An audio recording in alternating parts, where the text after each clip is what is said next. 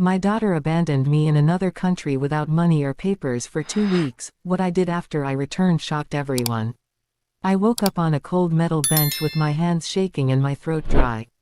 The street lights above me flickered like weak candles, and for a moment, I did not even know where I was. Then the truth hit me again. My daughter had left me in this foreign country with no money, no passport and no way to get home.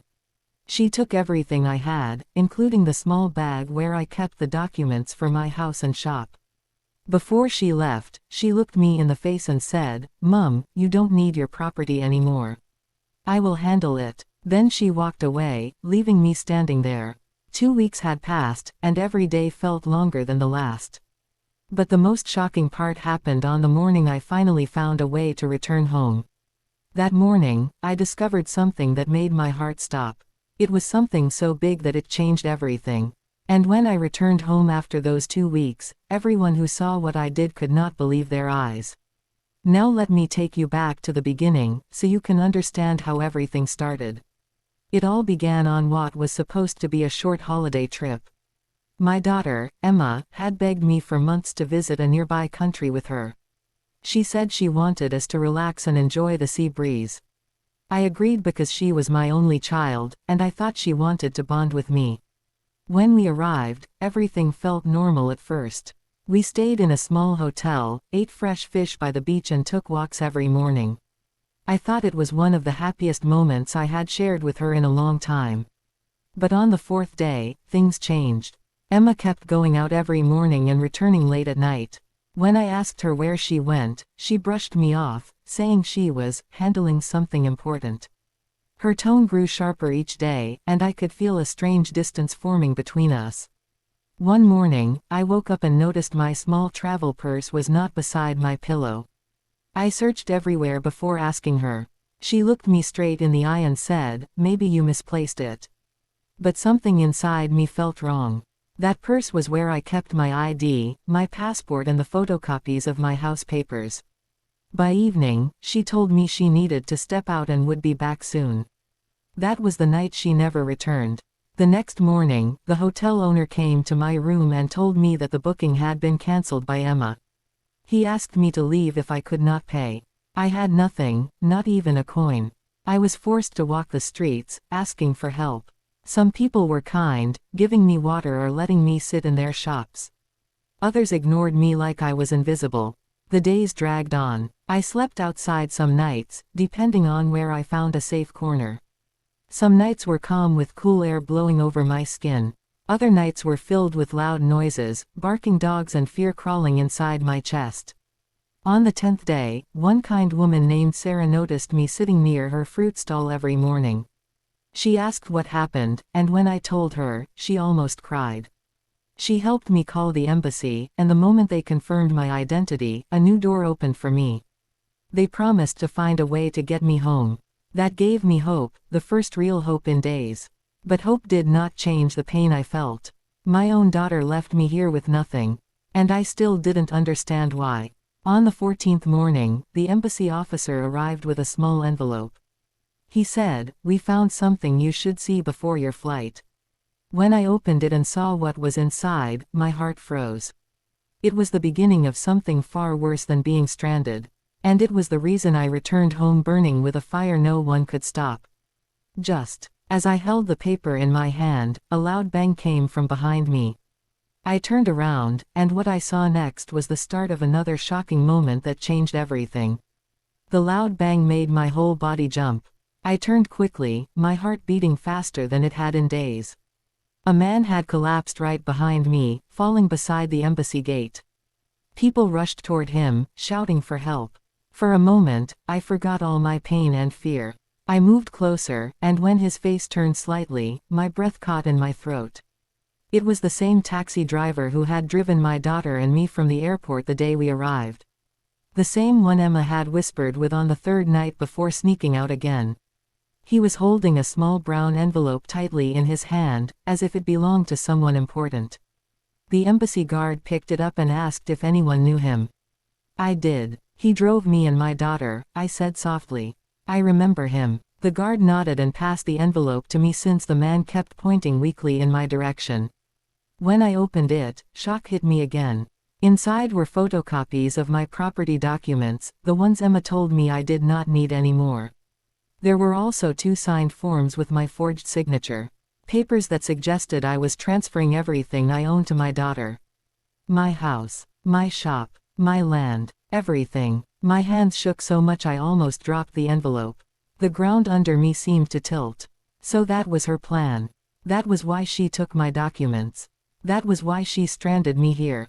She wanted to take all my property behind my back.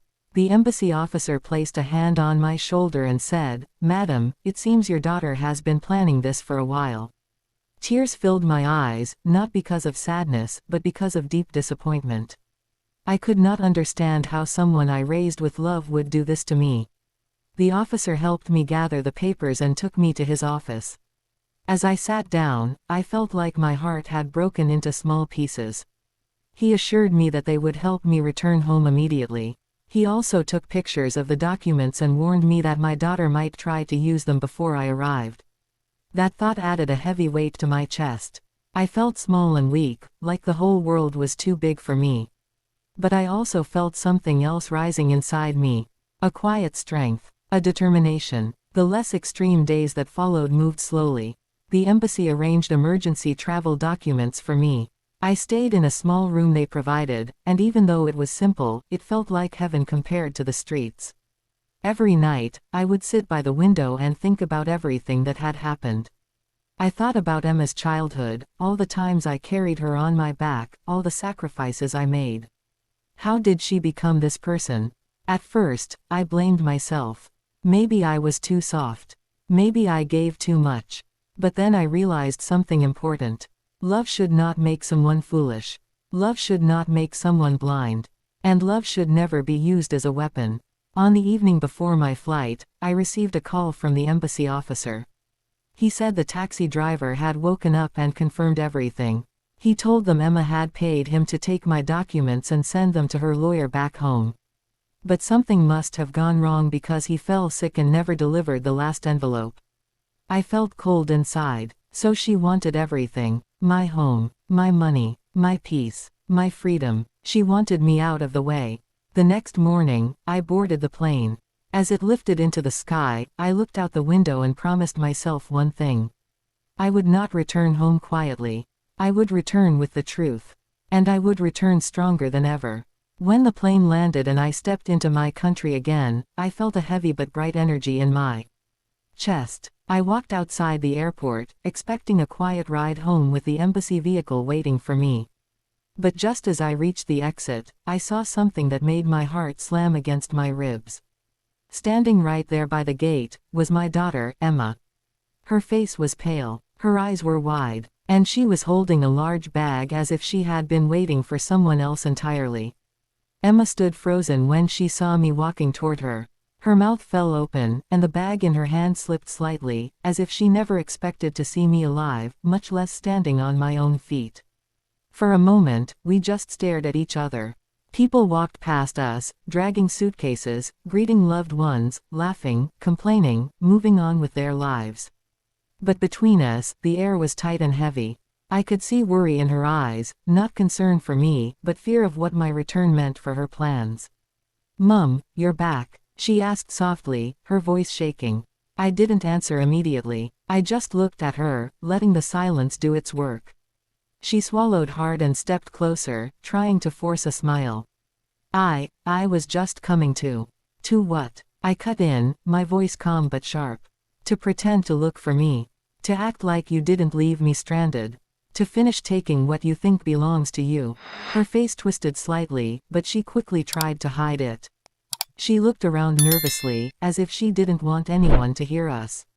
That alone showed me she knew exactly what she had done. "Mum, it's not like that," she whispered, stepping even closer. I had to leave early. Something came up. I tried calling you. I lifted the brown envelope in my hand. Her eyes widened instantly. She knew what was inside. Her lies fell apart before she could even tell them. "You forged my signature," I said. "You tried to transfer everything I worked for into your name. You left me without money or papers in another country so I couldn't stop you." People around us paused slightly, sensing tension. Emma panicked, grabbed my arm and tried to pull me aside, but I didn't move. Her grip tightened, and that was when I saw it, anger in her eyes, hidden behind fake worry. "Can we talk somewhere else?" she hissed. "No," I said simply. "We will talk when the truth is set." Before she could reply, a man in a suit walked toward us. He was from the embassy, sent to make sure I arrived safely. Emma's eyes darted nervously as he approached. "Ma'am," he said to me with a respectful nod, "shall we take you home now?" "Yes," I replied, still staring at my daughter. The man took my bag, and we walked toward the car. Emma followed closely behind, her steps quick and restless. When we reached the car, she blocked the door with her hand. "Mum, please, let's just talk. Whatever you think. What I know," I corrected her, "is enough." Her face softened suddenly. She dropped her head, pretending to cry. But I had seen real tears in my life. These were not real. The embassy officer looked at her and then at me. "Is everything all right, ma'am?" I nodded, but I could feel something strange in my chest. A mix of hurt, anger and disappointment. I got into the car. Emma stepped back reluctantly, her fake tears disappearing the moment the door closed. As the car began moving, I looked back through the window. Emma stood there watching me leave, her expression darkening with every second. It was the face of someone whose plan had failed. The drive home was calm. The officer explained the next steps to protect my property legally.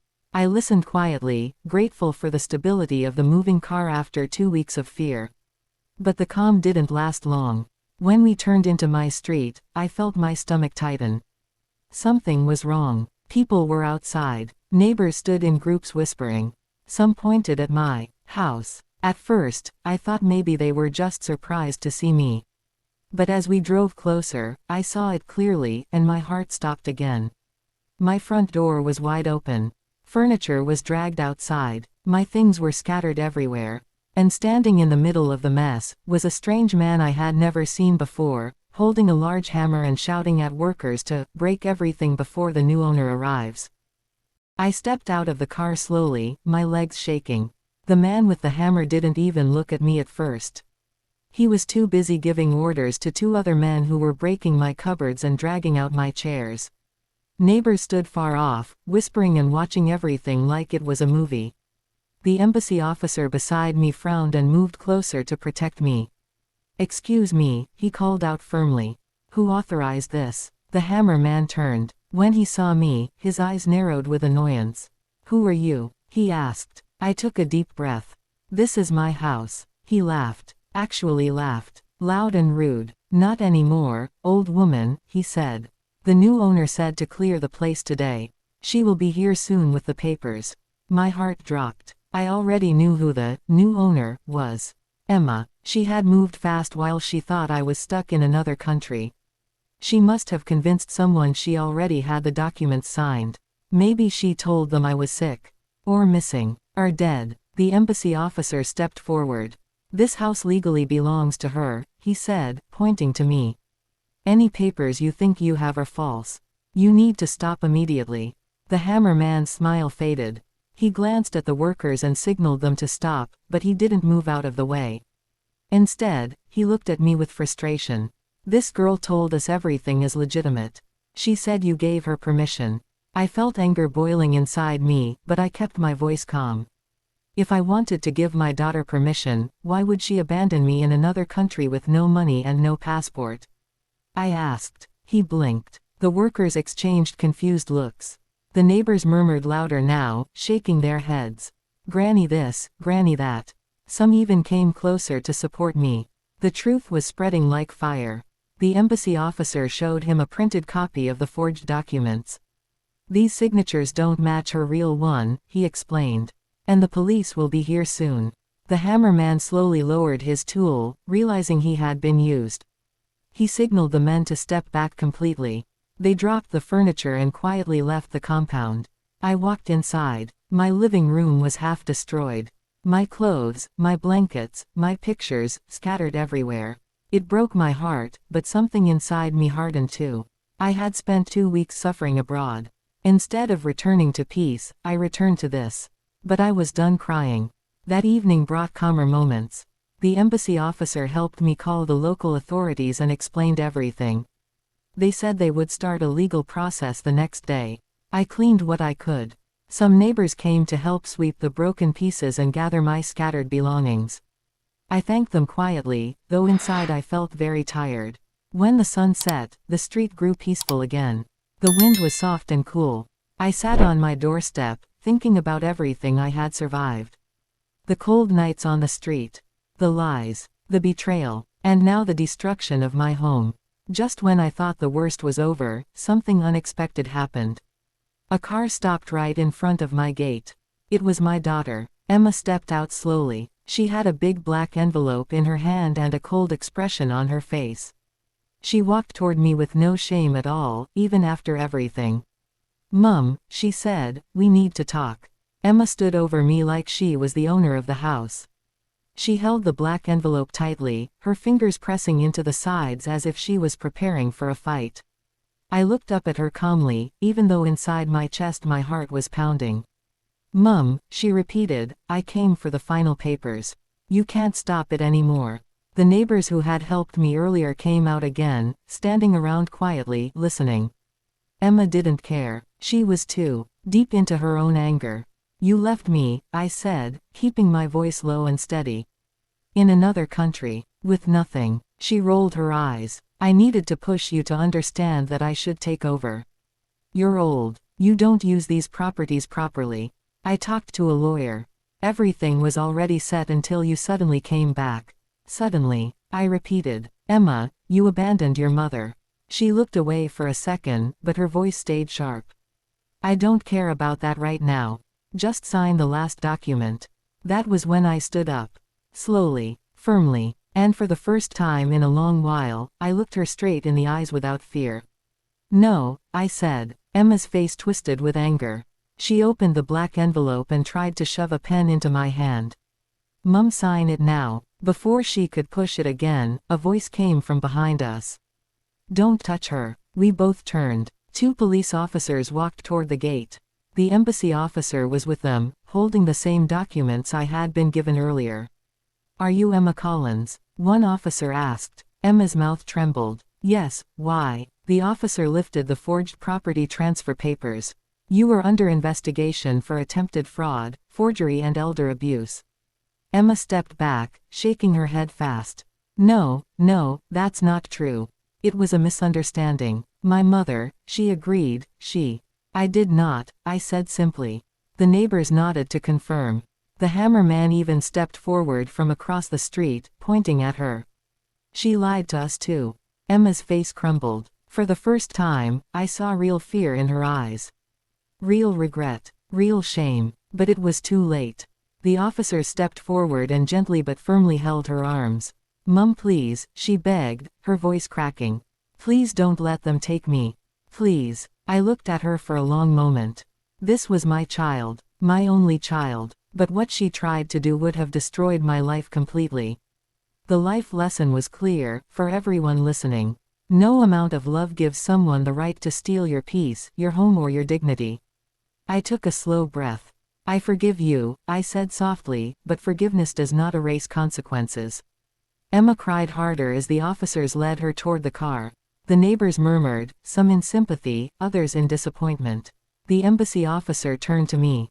"You are safe now," he said gently. "Your property is safe too." When the police car drove away, I felt something inside me wash clean. Not happiness. Not sadness. Something calm. Something strong. I stepped back into my house, lifted the first broken chair off the floor and whispered to myself. I survived. And I rose again.